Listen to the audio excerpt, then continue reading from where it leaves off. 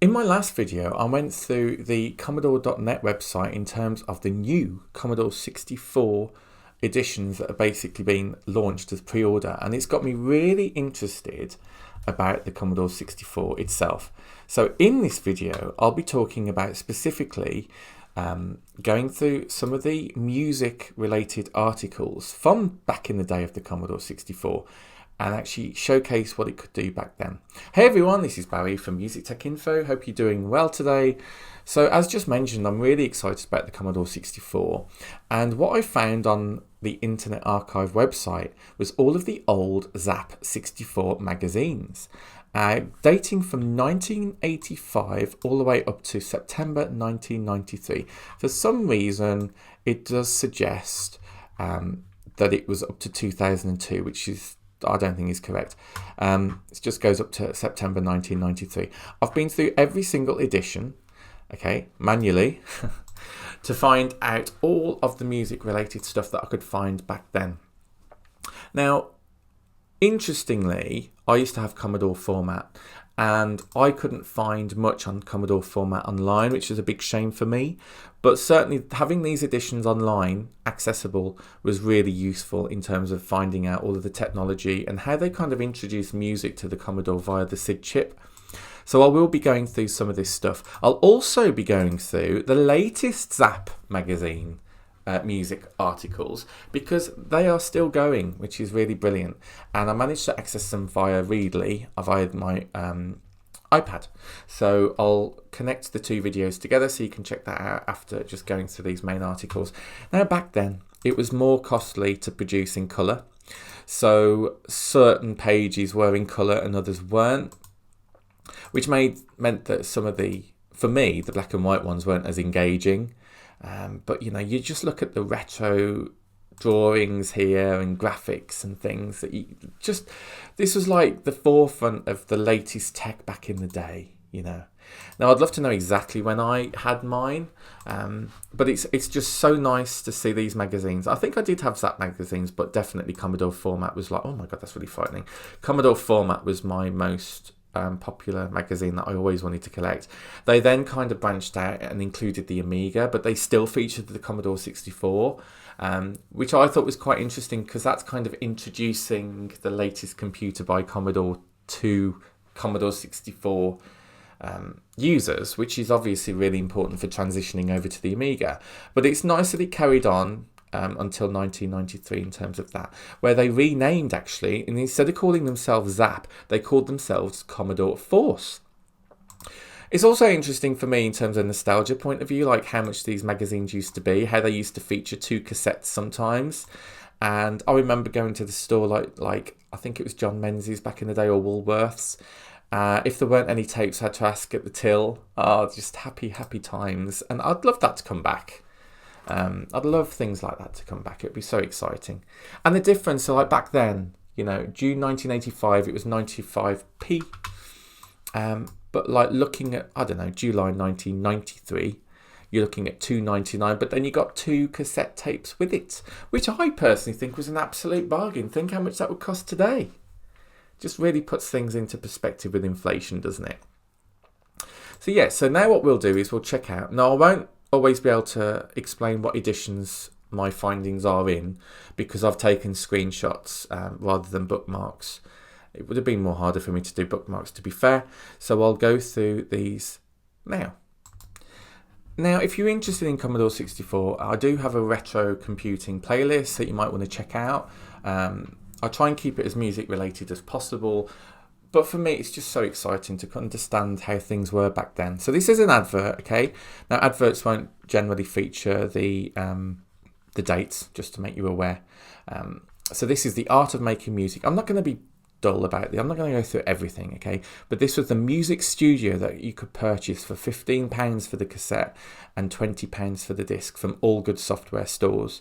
It says from selected branches of Boots, WH Smith, John Menzies, Lasky's Spectrum, Woolworth, good computing software stores everywhere. The old way, Beethoven. Look at the new way. Look at that. So that is a notation way of doing it.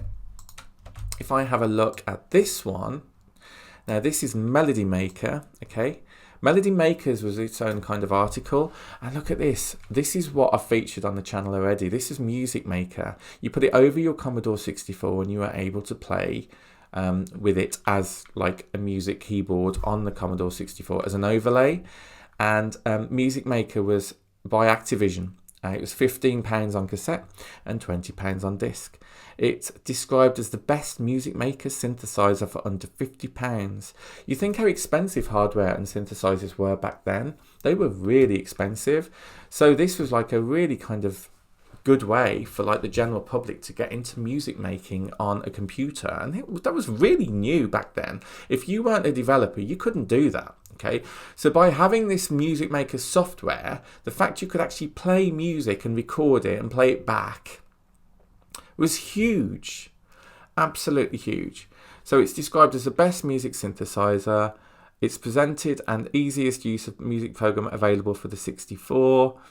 There's 3 different modes, one for music novice, one for more experienced, and the facility to define your own voice's instruments. Now, I'm not going to feature it in this video, obviously, as a demo, but I do think there's YouTube videos out there that you might be interested in. Okay, so I thought that was good. Again, I'm not going to go through the whole articles. I'll be here for hours, okay? This is another example. Look at this. Now, this is like having a keyboard alongside your existing computer. This was £125 for 49 key keyboard. It comes with its own software as well, either disc or cassette based. So 49 notes of robust quality.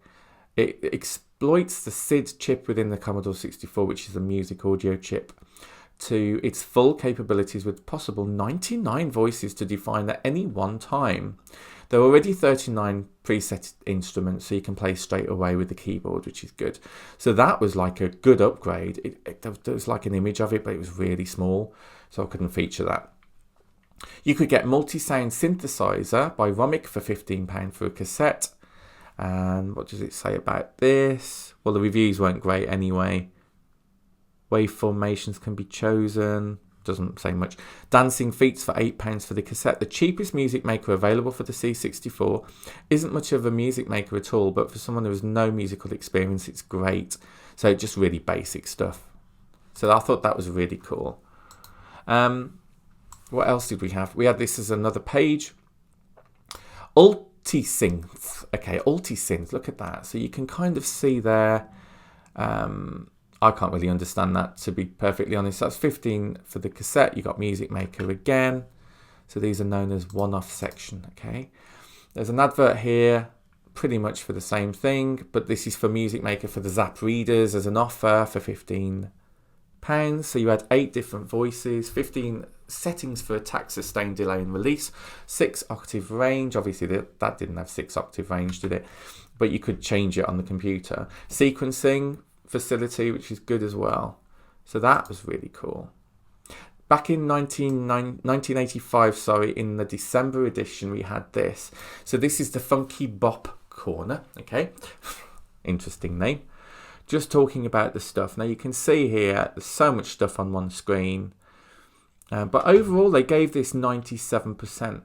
When toddling past the Orpheus stand at the PCW show, there's a version of the Young Ones theme tune belting out of a Commodore 64. Interesting. Oh, it was done using his new music utility, he said. Parting with a Commodore 64 t-shirt for copy. What a rip-off. I thundered back to my hotel room to try it out and decided that I hadn't been conned. For now, I had electro sound for over a month now and still only just discovering what can be done. So electro sound obviously was a lot more advanced in terms of sound capability. They gave it 99%, presentation 82, ease of use 93, value for money 98%. So that was like a really good electro sound software for the Commodore 64 for music. This was another advert around that time called the Advanced Music System. Start here. And this featured, okay, you had an editor on here where you could compose, edit and rearrange your music. You had a keyboard. You used the Commodore 64 keyboard to enter and correct music with the cassette recorder style music tracking function. You had its own synthesizer for utilising the sound chip, the SID chip. Linker enables music files from the editor to be changed together. The printer, you could print out individual music files, and you had MIDI. Now MIDI is interesting because for me, it was all about samples for the Amiga for me via tracker software after the Commodore 64. So I never got into MIDI at an early age. It came much later on. It came when I was more into the PC and stuff. But the fact that this was MIDI, I mean, this was disc only, priced at $39.95. So it was a lot of money back then. But looking at the capabilities, I think that's really cool.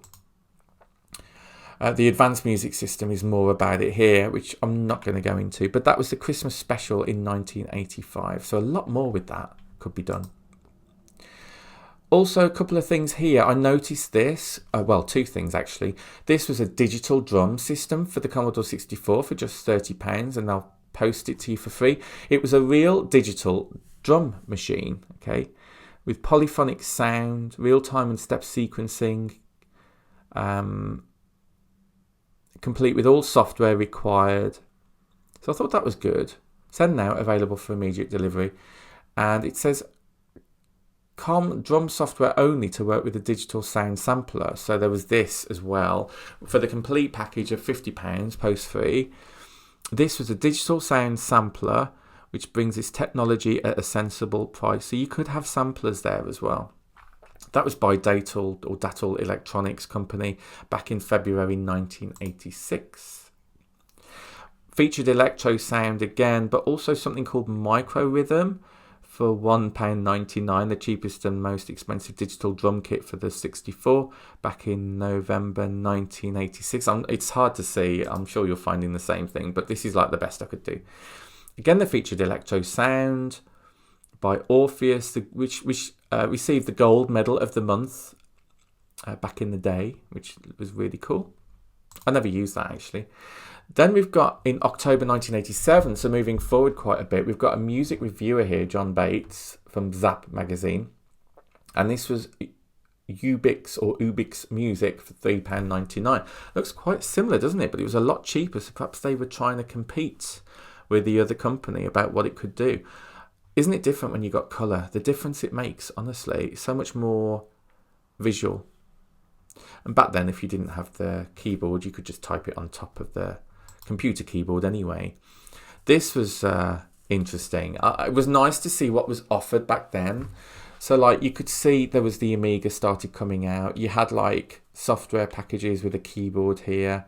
You had the Commodore 64 and the cassette player for £150. But look at this. This is when things started to get more interesting with looking at music packages and or paint packaging as well that they've actually got. So that relates to number 2, which is the Commodore 128 Compendium Pack. So that was number 2 on that.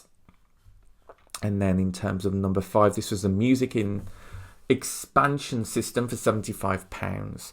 So you could get some really good deals back then. So that's pretty cool. What we've got here was Christmas special back in 1987. I just want to go back to that, sorry. Titled A Musical Interlude. It's really playing me up now. Go back over there. 1987. Still wondering about 16 bits. Should you dump your 64 128 and go for an Atari ST? There's a rather lot of 64 music packages to consider right now at quite reasonable prices too.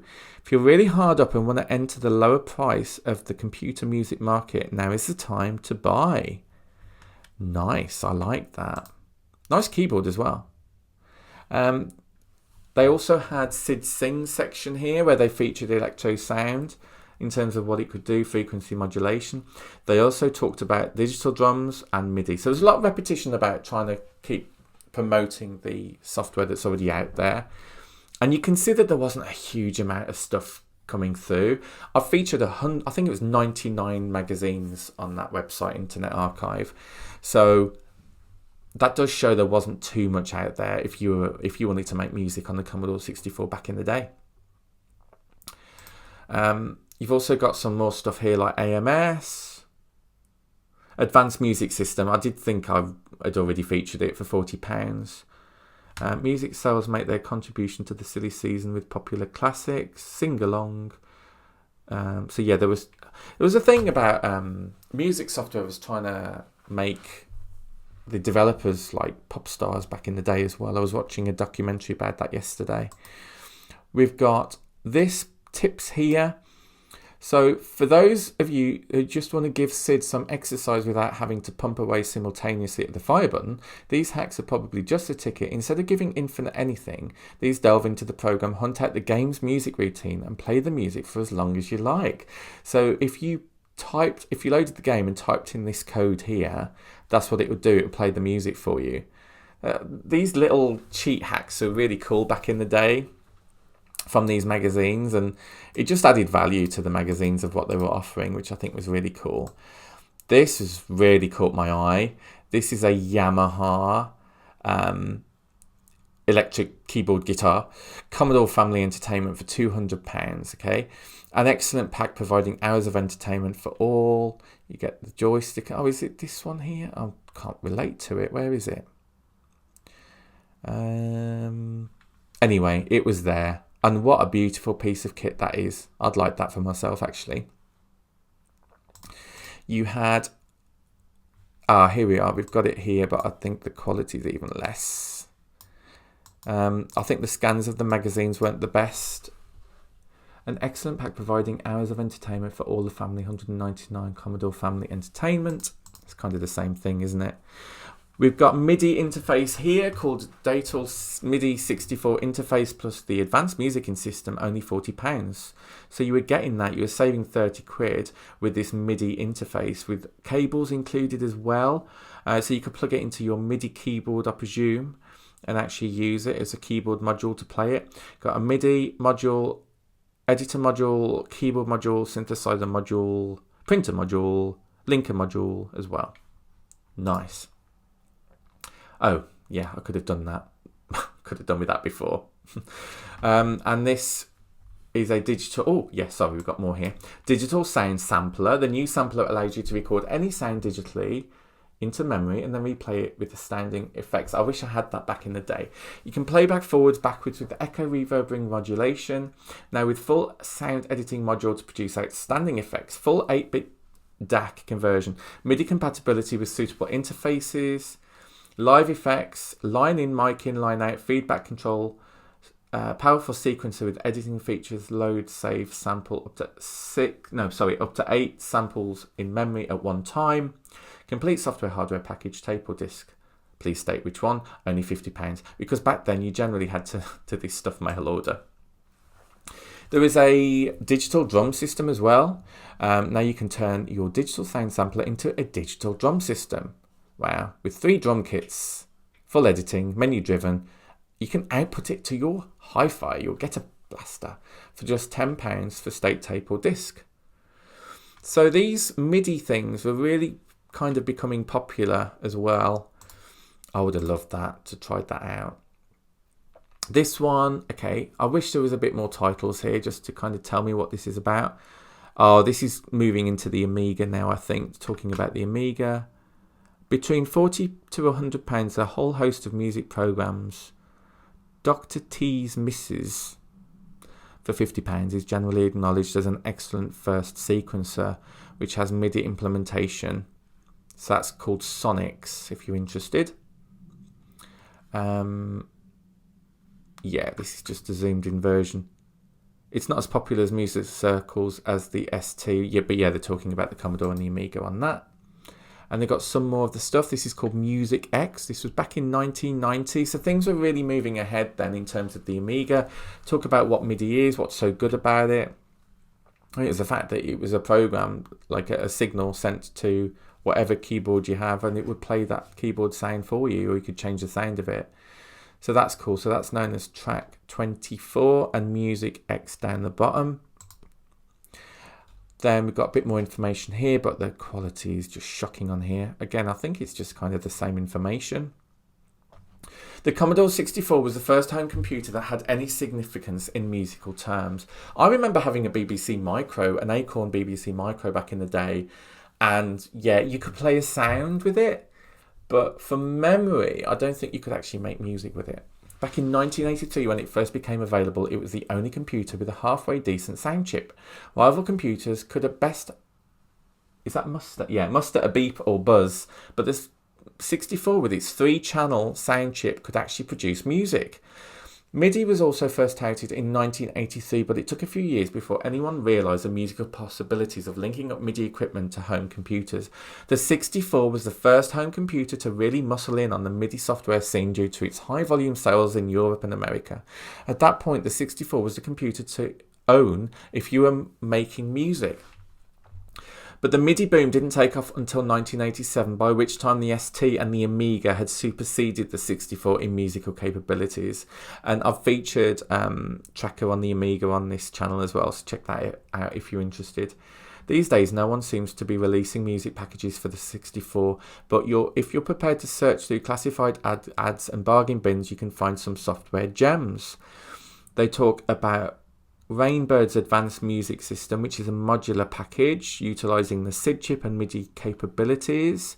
Talks about 16 channels of MIDI.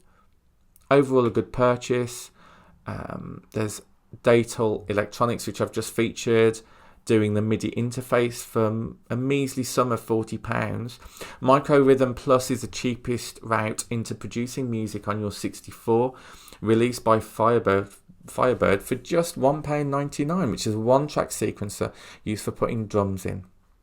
Electro Sound is aimed more at the musician who wishes to use 64 sound chip, while Pro 16 is a MIDI-orientated program. The Steinberg program, which develops Cubase and Cubasis, which I use now, in particular, is a good buy. Steinberg have got a good reputation for producing excellent software. That was on the Atari as well, wasn't it? Though Pro 16 isn't as sophisticated as their ST products, it's been put to good use by musicians. Finding sampling hardware for the 64 is even harder. Realistically, the only package you're likely to get is the Datal Sound Sampler. What else? I've kind of got that.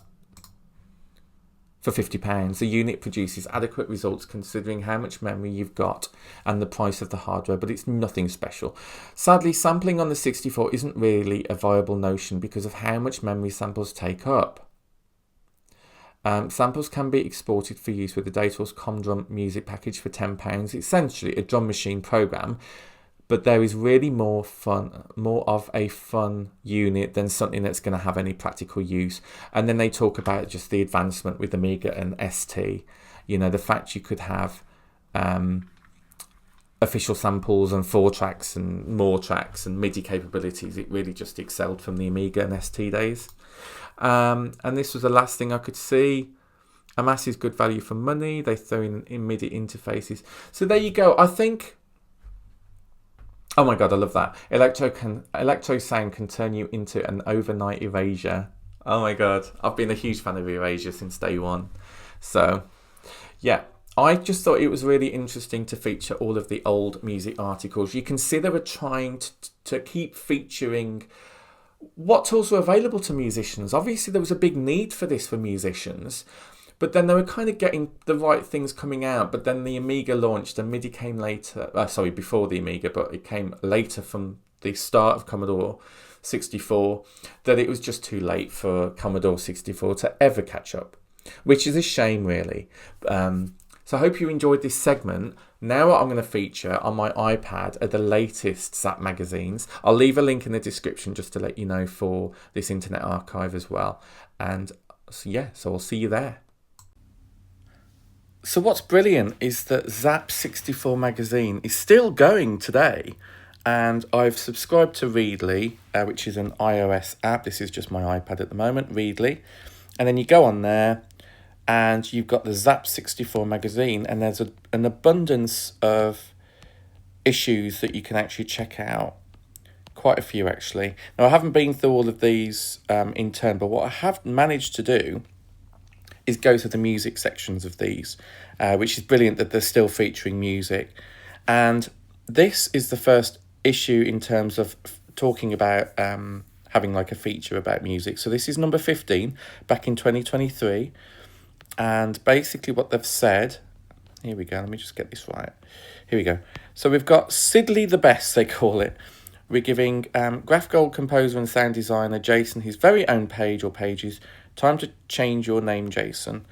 And it goes on to say what made the SIDS from the greats so unique. Firstly, they're very, very good at creating music. Secondly, their music routines, the code that processes their music and sends the result to just 24 bytes of audio RAM. You know, that is the limitation of the Commodore 64. The code they use to do this part is like a fingerprint unique to their own personalities. It does what they needed it to do to get their music out to the masses. Such as this is a good example from regarding Rob's earlier tunes. They didn't have any kick drums at all. Now, in terms of the chip, you can only have 3 channels, and that really limits you to what you can actually feature. For example, I demonstrated the Octamed on the Amiga on previous video on this channel, where you had 4 channels or more than 4 channels, but I started off with just 4, and that was really challenging in itself. Whereas there's only 3 for the Commodore 64. So it talks about, you know, that you got various modulation effects that can be easily identify a SID being one of his tracks.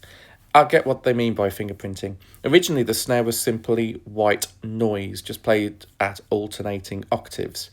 And it was the same code used for many of his instruments.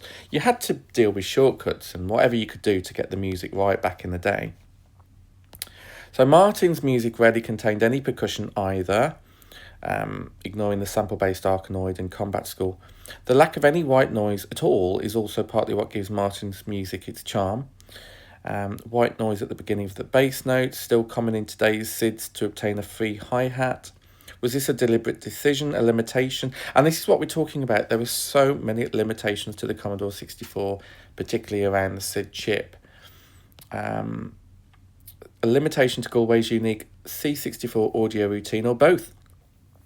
Does the Enter Your Name drum solo in Rambo show the full percussive potential of his music player? How would percussion have changed his music if Martin had added it? We may never know. Later versions of Rob's music player did contain drums, kick drums with code specifically for kick and snare, using somewhat complex waveform and pitch tables. A new waveform and pitch could be set, as heard in Sanction and Delta, which is still used in today's SID composition tools. Now there is a second page as well. A number of Rob's SIDs contain slight variations in their code to allow for a new effect, while removing something else that wasn't needed, like the arpeggiated sound was a unique piece of code, as also heard in Phantom of the Asteroid. At some point, Rob removed this code and it was never to return.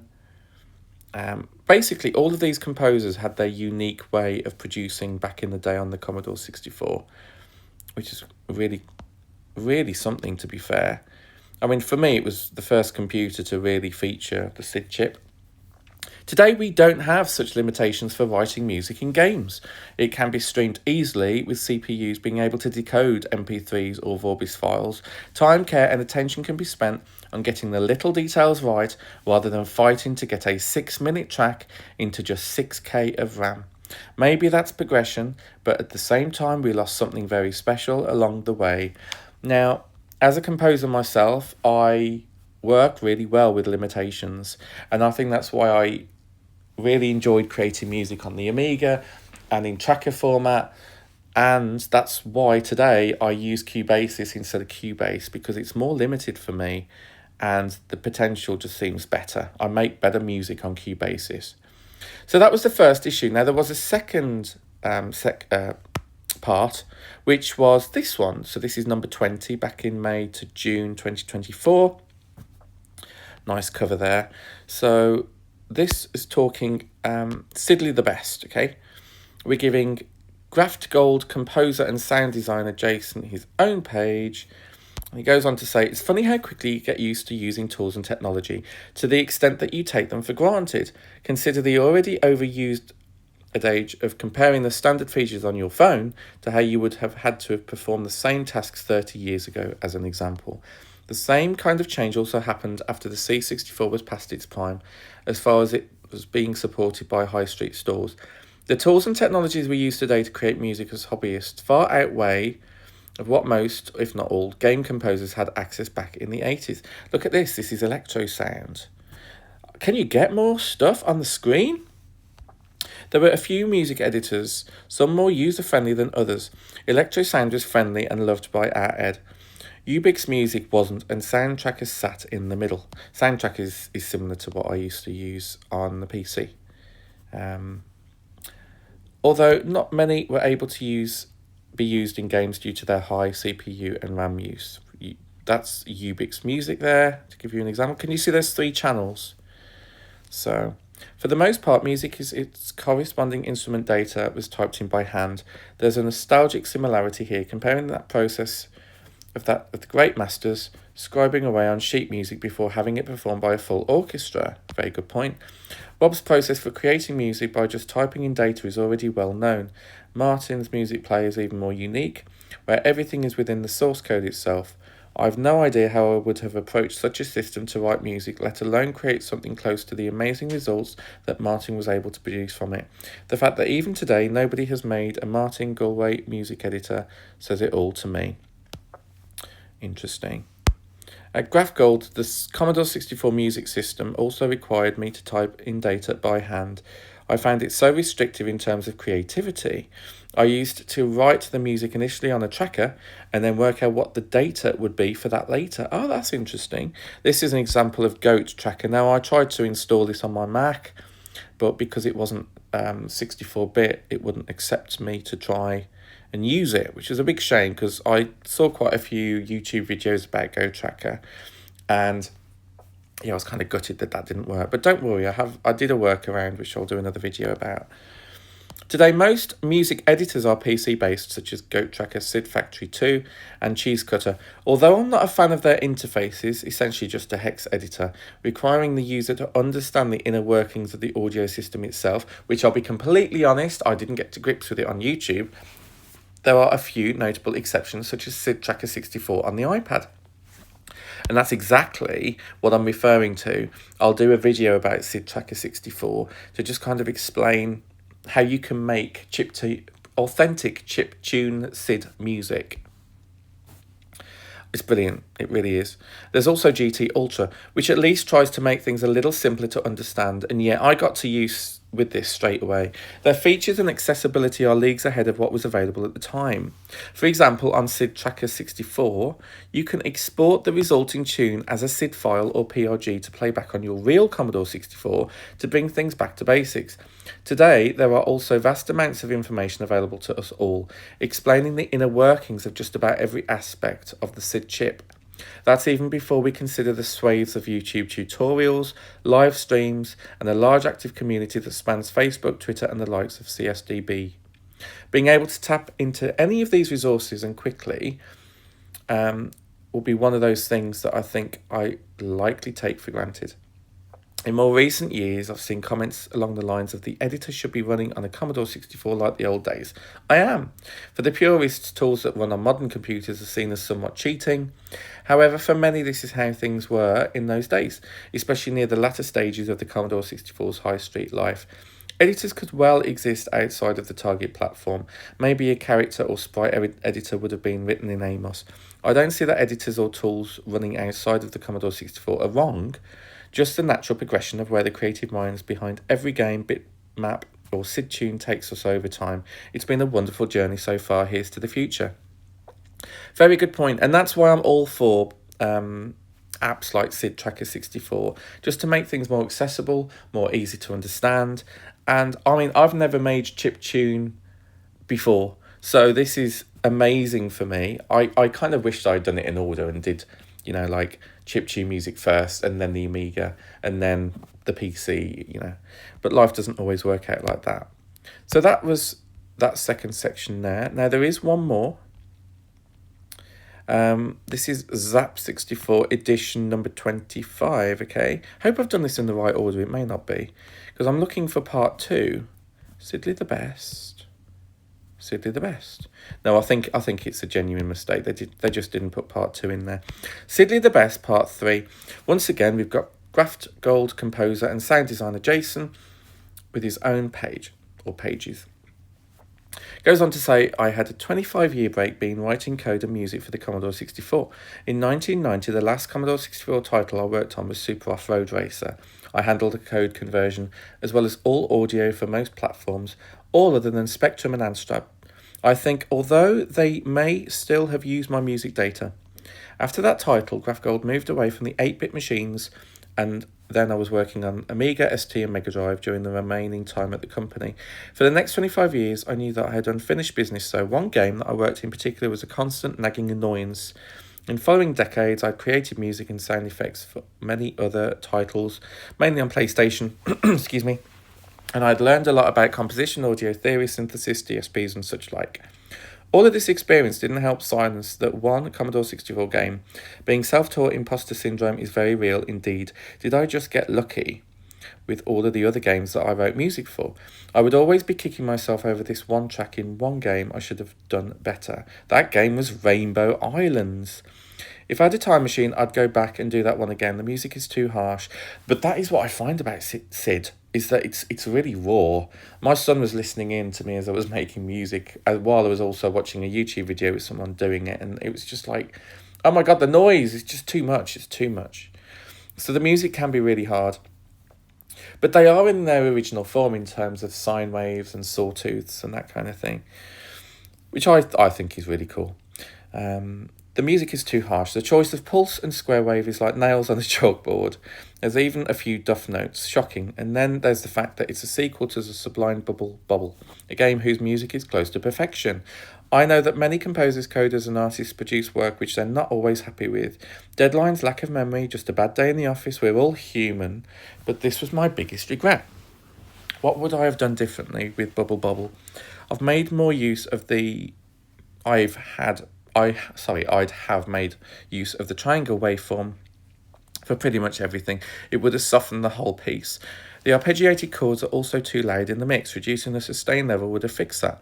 In general, there's not enough use of key off in music data. Notes just run into each other, leaving no space in between, a wall of sound. Key off is essentially like releasing a key on a piano, the sound stops. Okay. I mean, that's the thing, you can't always win. Rainbow Islands, look at that, it's beautiful.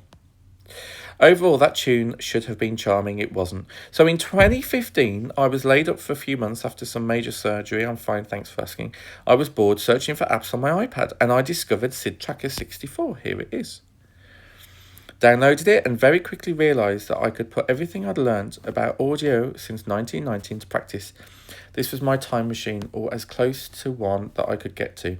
Pretty much instantly, the music I was writing was better than I was writing in the past. My understanding of what the SID chip was actually doing made a huge difference. The editor helped for sure, but it was doing what I wanted it to do.